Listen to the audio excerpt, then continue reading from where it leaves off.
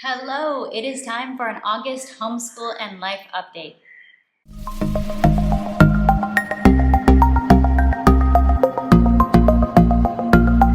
If you have just started your homeschool year, how's it going? Let me know in the comments down below. Hi, I am Rachel from 7 and All. I'm a homeschooling mom to 3 boys who are in first grade, pre-K, and we've got a little baby tagging along, adding fun and humor to our days. This is going to be a homeschool update where I share some updates on how the curriculum that we're using is going, how our routines are going, and in the month of August, our family did face a medical emergency, and I'm going to share a little bit of a life update on that, but that will be at the end of the video because I know that a lot of you are just here for the homeschool stuff. So if you're just here for the homeschool stuff, let's get started. All right, for my first grader, we are using Sequence 1 for our literature-based history core throughout this year, and we have wrapped up the first 12 weeks of Sequence 1. We just finished Unit 12, and I am really loving how this is going. We are reading a great variety of books, a lot of picture books. So a lot of the history is based on picture books. We have, over the last month, we've been learning about Jamestown, some of the first settlements, English settlements in North America, learning about the Pilgrims and Thanksgiving. So this was the main picture book we read for history this week. Squanto's Journey, the story of the first Thanksgiving. Now I will say the concept of Thanksgiving is perhaps not that familiar to my children yet. They have never lived in America and they don't have any of the fall and Thanksgiving associations. We do technically have a Thanksgiving, but we just, have a dinner of thankfulness and we don't eat turkey or anything because turkeys are way too expensive. So in some of the books that we're reading, they're trying to dispel, oh, Thanksgiving doesn't look like what you're used to. And I know that my kids have no idea what a Thanksgiving really looks like at their current ages. So that's kind of funny just to think about. But we've had a great time with history. I think the really cool thing that we did this month was we actually built a whole model of the Jamestown settlement, which was just something I showed them a picture of online, and they just took the idea and ran with it. I was just planning to show them a picture, like, hey, look, this kid built a model of Jamestown. Isn't that pretty cool what he did? And they're like, yep, we're gonna do that.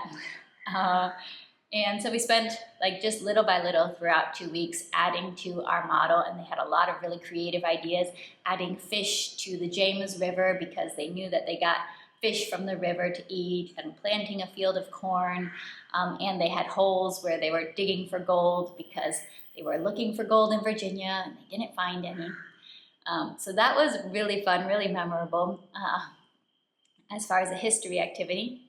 Now, as part of Sequence 1, we are doing world geography, and we're doing it 1 day a week according to their plan. So we have 3 history days a week and then 1 world geography day. And we have been working through the Vietnam issue of On Mission from Gentle and Classical. Some of you know that in the past year, I used Beautiful Feet books around the world, and I did find that a bit frustrating to use because I felt like I would want more of a nonfiction spine to give you real information and context about the country, and then add on picture books. So that's a lot more how we're doing world geography this year and with this curriculum. So we're using the On Mission Vietnam magazine. They've got articles in here about geography, about the history. So we were talking about, old Vietnam history, when it was under Chinese rule, when it was under French rule, independent Vietnamese emperors, and then we even get into Vietnam War. I'm not trying to go in in-depth history, but just some big picture ideas, big picture, real world context ideas, basic geography, cities to know. We get into some of the foods. We learned about shrimp farming, which was very interesting to my son who loves to eat shrimp. School, some of the games they played, and martial arts, housing. So I was very happy with using this. And we just added on a couple picture books, some that I found at the library. Actually, one that had been a part of Beautiful Feet books last year that was actually based in Vietnam. So we reread that one. And I knew that a lot of those books would come in handy for future world geography explorations. So from us, the combo of using this magazine, which does come from Gentle and Classical, and I can link to it down below, because I am one of their affiliates, but using this and then adding on some other picture books and stories has been working very well, and I'm happy with this. It's also been working well to do world geography 1 day a week, stay focused on one country for a while. So we were focusing on Vietnam for about 12 weeks, but then doing our history 3 days a week. With my little guy who is in pre-K, he is using kindergarten math with confidence, and I just love that curriculum. It is so much fun to use. It's always interesting to see which skills click better with particular kids. For him, he's very, very good at tracing and writing numbers. He loves to just write numbers randomly all over stuff, but he's developmentally not quite there with some of the number sense skills. So, he's young for using kindergarten math with confidence. I am very happy to be, at times we're progressing, at times we just take a break and we're just playing these games, working on building some of these subitizing skills or pairs that make 10, or really getting an idea of being able to look at a quantity on 10 frames and see, oh, well, this is clearly 19 because I see a 10 and a 9. We're still working on those kind of foundational number sense skills because I know that putting the time right now into working on those will yield great fruit later on in the math experience. And we're having a lot of fun with that. For my older son, we are using 2nd grade math with confidence as well as a Beast Academy 2B. And this is a really interesting combo for me because math with confidence has been a curriculum I really enjoy using. I feel very confident in it. I feel like I really can see what they're doing and I trust the process. Beast Academy is a little newer for me. We finished 2A and we're now maybe halfway through 2B. So we're just adding this in and working through these. And it's interesting because you're actually tackling some of the same sorts of concepts. So what we've been doing a lot in the past month in both Math with Confidence and in Beast Academy, where we're at right now, has been working on mental subtraction strategies and more challenging mental subtraction strategies. So in Math with Confidence, you might be subtracting 74 minus 27, and they're not teaching borrowing yet. They're focusing on the mental math strategies that you can use to solve that problem. Beast Academy definitely takes it up a notch in the challenge. They've taught 4 or 5 different mental math subtraction strategies that you can do, such as breaking a number into 2 pieces to find an easier way, adding more to the number that you're subtracting from, and then taking away. They've got a whole chart with some of the different strategies you can use. It's definitely stretching the brain. So we have our subtraction strategies here: counting up, place value, subtract and then add, or shift to the difference. So we've got all the different strategies. Their practice problems are challenging. It's been going well. I feel like the first book we went through pretty fast because it was addition, and kids just find subtraction a little more challenging than addition. So we went through this section a little bit more slowly. But he's been getting very strong with mental subtraction skills. I know we will be continuing to practice these for, the rest of your life. You continue to use mental subtraction skills. But this has definitely stretched our brains, added more challenge. And I could honestly see, for those of you who have kids who maybe you do want a more traditional math approach, but maybe you want to get a little bit more into mental math strategies, honestly, I think this can even be pretty challenging for older students who maybe you just want to work a little bit more on mental math problem solving skills or puzzle solving skills, is to maybe get a lower level of Beast Academy. This is definitely a stretch for us, but we're working through it and he's doing great, and I'm really seeing concepts start to click with these different strategies. Then in the language arts category, the focus is still primarily on learning to read with a pre-K and a 1st grade student. So with my younger son, we are going through All About Reading Level 1, and I can tell you it is really fun to use All About Reading Level 1 again for the 2nd time when you already cut out everything and prepped all the activities the first time. So it is more open and go this time. I feel like I'm not using the teacher's guide as much because it was relatively recently that I was using this program, so I remember what to do.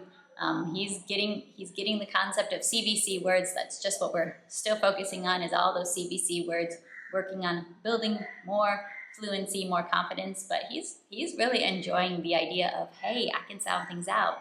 And he's getting to that phase of life where he just writes long chains of random letters on pieces of paper and then asks me to read what he wrote, and then laughs hysterically when I try to sound out these long chains of nonsense. But it's so cute to see how they start building those connections with reading and writing. Then for my oldest, we're almost finished with this book now. We've been working through the Sunlight Level 2 readers, Hill of Fire. Several of these are historical or true stories, and those really seem to capture his imagination when I tell him, hey, this is a true story, or this is based on a true story. So I talked about in the last monthly update that I'm using just having him read the book, and then I'm having him do copy work of a line, or maybe sometimes we're talking about if he had a couple words he struggled with, I'll write those down and we'll copy them, we'll break them apart and see, okay, what's going on phonetically in this word. So it's kind of just a DIY approach to reading, and then taking it a little bit further by using just a reading notebook and me listening and identifying things that he can learn from what he's reading.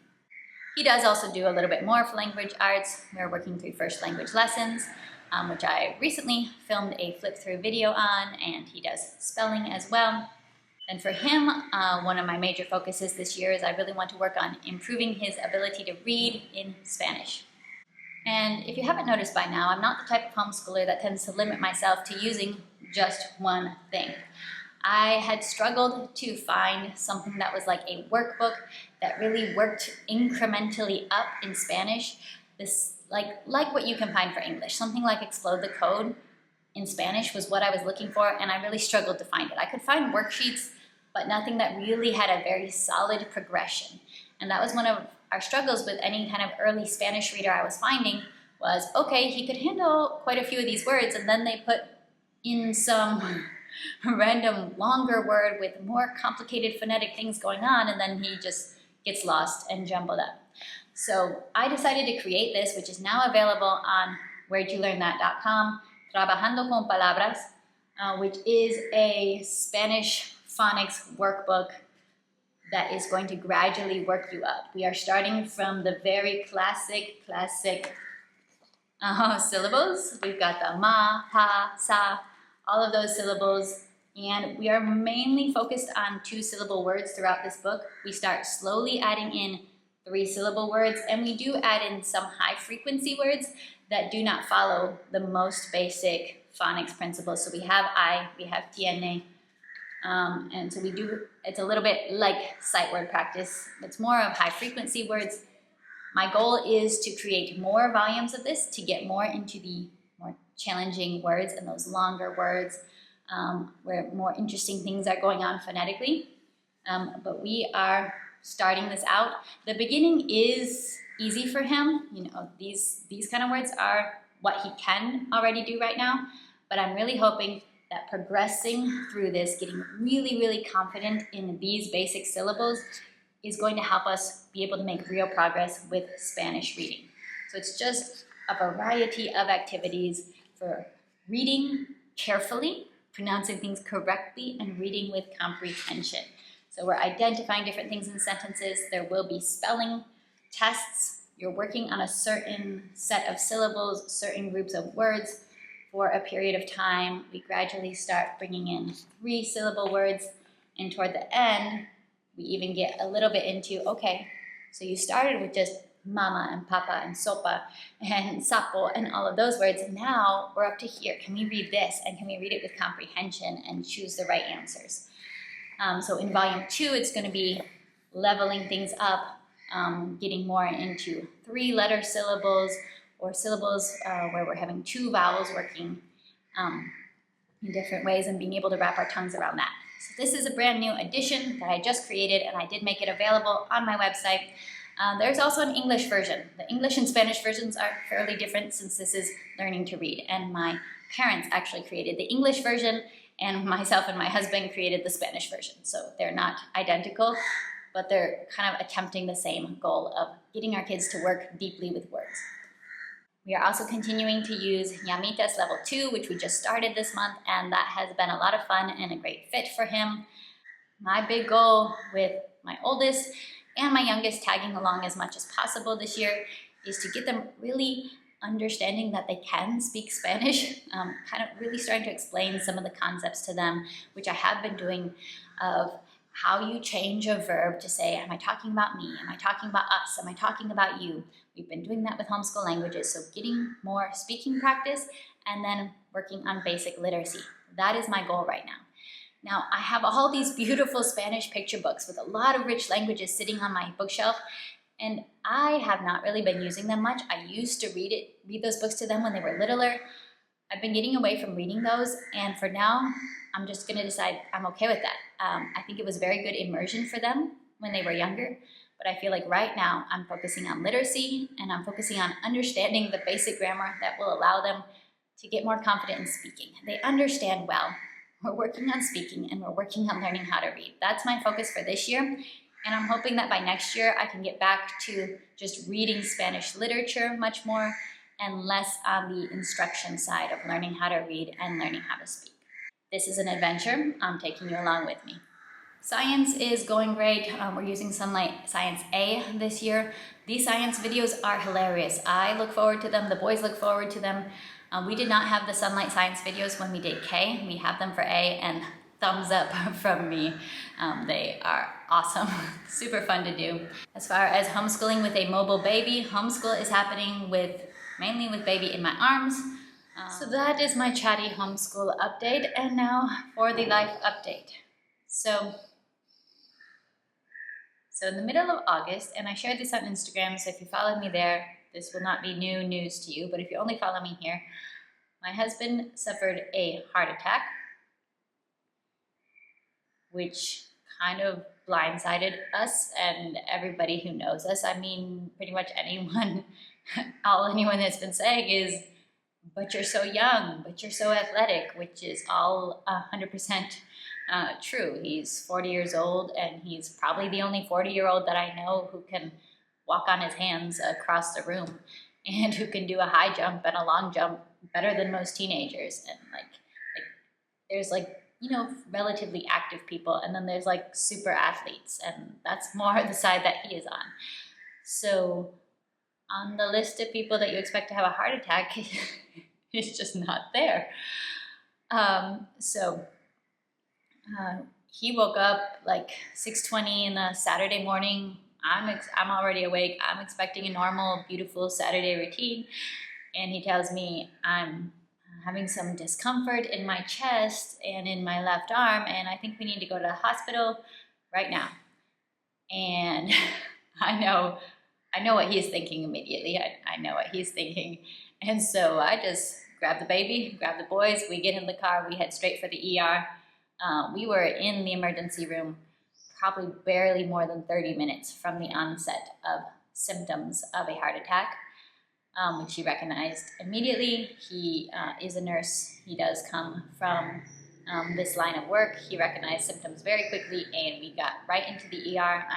This is the second time this year. I am thankful to live so close to a really fantastic ER. The first time was when I had a baby in a labor that was less than 1 hour from start to finish. So twice in 1 year, we have been rushing to the emergency room. They got him right in, so barely more than 30 minutes from onset of symptoms. He was already hooked up to an EKG. There was already a cardiologist there who had come in earlier than his normal shift and time at the hospital. They had him back for an angiogram by 8 o'clock in the morning, and they're already inside his heart working on it. There was a complete blockage in not the major artery, or it would have been a massive heart attack, but in a branch artery inside the heart. So it was a less severe form of heart attack based on the location of the blockage. So we're very thankful for that, and we're very thankful for the speed of medical care that we got. That definitely made this story turn out very differently from it could have. So he was hospitalized for several days and nights, and got back and actually went to work the rest of the week once he was home. But that was a lot. That's very scary, to be there in the emergency room, and for me signing all of the paperwork with one hand while the other hand is wrestling an 8-month-old who wants to climb out and crawl on the hospital floor. Signing the paperwork or waiting. I'm so thankful for my parents I called them while we were in the car on the way just to update them on what's happening. And I said, hey, I'll update you when we know more at the hospital. But they didn't even wait for that. They just drove to the hospital and met us there anyways. So I'm really thankful. Definitely one of those times when you're thankful to have family close by, thankful for the way our community showed up. People were visiting him in the hospital. I couldn't visit him so much because I'm like, I kind of want to keep the kids out of the hospital for the most part, because baby just wants to crawl on the floor. We did visit him, but I couldn't, spend all the time there. So our church friends, coworkers were visiting him. It's so kind. But that's a scary thing to go through, and a stressful thing to go through. So that is definitely going to go down as one of the very memorable things from this month and this year. And I feel like all of our community has kind of been treating this as a PSA for themselves, that so many of his coworkers, our friends, have been saying, I wonder how my heart is doing. I wonder, maybe I should get a blood checkup. Maybe I should get a workup. It's been a few years. It's been a while. So I want to use this as a PSA to know the symptoms of a heart attack. Even if it's not a massive heart attack, it is still an emergency situation, and you still need good medical care. Communicate very clearly with medical providers. Chest pain, communicate what the symptoms are very clearly so that they know what to be looking for, what to do. Get yourself good medical care, or get your loved one good medical care as fast as you can in a heart attack situation. Speed helps for sure in preventing permanent damage or reducing permanent damage. And on the other side, one of the things that was, going through my brain as they have him back and they're working inside his heart, and I'm out there holding a little baby and looking at these two little kids with me, is, do I know everything I need to know in case of emergency? Do I have all the information I need to have? And we have, we have our plans, we have documents with what each other needs to know. But are they updated? And no, probably not. It's been a couple of years. We need to go back and look at our documents and make sure things are updated with current information for every account, for all of visa information, for all of the adult paperwork that you need in life. I just want to use this as your PSA to be prepared. Have your documents ready. Make sure that if your spouse is incapacitated for any reason, just make sure that you have the information that you need to have for any kind of emergency situation. Have all your documents. If you need to be able to access something without your spouse, just make sure that you're prepared that you can do that. These are kind of tasks that can get put off or procrastinated on, and they don't tend to be what we want to talk about. But in a tough situation, you want to make at least something easy and make sure that you have the information that you need to have in those situations. And that's also been something that some of my friends have mentioned too. Like, they are running through this situation from the perspective of being the wife with small kids and knowing, oh my goodness, what do I need to know in this kind of situation, and if things got worse. So I am so appreciative for how our community has reached out to us and loved us and checked in on him and on the rest of us. We've seen a lot of kindness and we've seen a lot of grace. I think this is probably the best case scenario that you could have for having a heart attack. Just wanted to share that because I don't think I'm going to be able to look back on August 2024 without thinking about that event in our lives. And he's back with us, he's recovering, but definitely not back to normal yet, and don't really know what all long-term this is going to look like, or if medications are going to be required long-term.